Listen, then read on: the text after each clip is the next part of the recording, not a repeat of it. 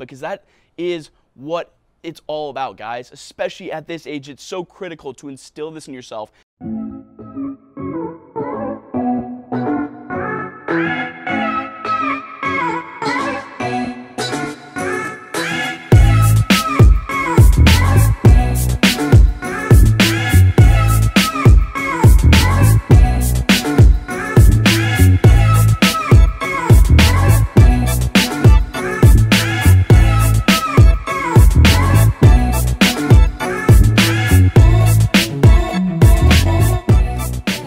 Adding a new level to your personality. It's something that not a lot of people live their day-to-day lives with. Most people have two emotions or two circumstances that they look at in black and white on a day-to-day basis.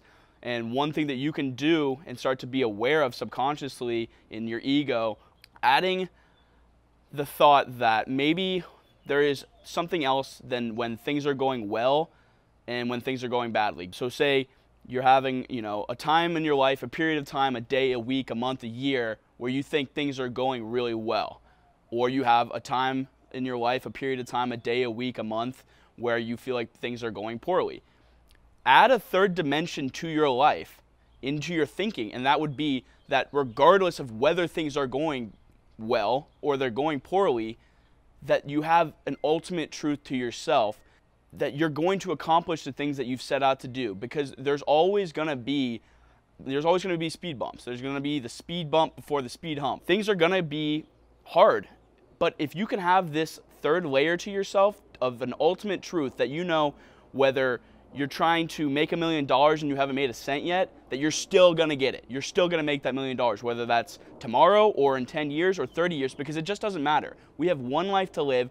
So if you have a goal that's so incredibly, utterly important to you, whether it was something you had from a childhood or something that you just saw yesterday and that's become your fascination, that's your goal in life, it is worth it. But you have to have this third layer. You start to think about your thoughts and monitor your ego. When you're thinking like, oh, today's going well, those are the days it's easy to think ultimate truth. I know that I'm going to reach my goals. I know that I'm going to get that car. I know I'm going to get that job. I know I'm going to raise this family. I'm going to do this, whatever it is. But on the bad days, that's when it's really important to monitor your ego. Start thinking, like, notice to yourself, are you thinking on your bad days when your fucking car won't start, or you stub your toe out of bed and you snowball for the rest of the day? On those days, are you subconsciously telling your ego to go fuck itself and remembering that regardless of whether it's a bad day or a bad week or a bad month, that you're still gonna get to that goal? Because that is what it's all about, guys. Especially at this age, it's so critical to instill this in yourself, and it's fun. Honestly, it's something that takes you from being insecure and maybe low level of confidence, and this is the kind of thing that brings you to the next level. Understanding that no matter what happens, you're gonna get it done. It's gonna happen because you have this thing called trust. You have trust in your journey. Life is like a journey. It's like a movie, and a lot of the times your ego starts to like enact, and you think that you have it all figured out. You think you know what's going to happen tomorrow. You think you know what's going to happen in 100 years or a year or whatever. That's your ego stepping into your head and saying, and it's mainly, let's be honest, it's mainly for the bad parts of it. You're saying, I know this isn't going to happen. I know that's not going to happen. I know I'm not going to get this. I don't deserve this. I'm not working hard enough. Like, let go of all that and start to just have trust in your journey, because that's what gets you to this third level of consciousness in your mind and your personality, and you blossom like a flower. A prime example of this for somebody like me, I always have been like a big Sam Jackson fan. If you go back and look at his life, he didn't become really like a famous actor after acting his whole life until he was 45 when he did Pulp Fiction. That's a prime example of somebody who, he had his good days, and trust me, he had his bad days too. But at the end of the day, somebody like Sam Jackson, and you can see it, it comes out of him. And he probably didn't have that his whole life. He learned to trust his journey and understand that regardless of what roles he was getting and what roles he wasn't, and if he was getting out there on the big screen or not, he knew that one day he was going to be the envisionment of himself.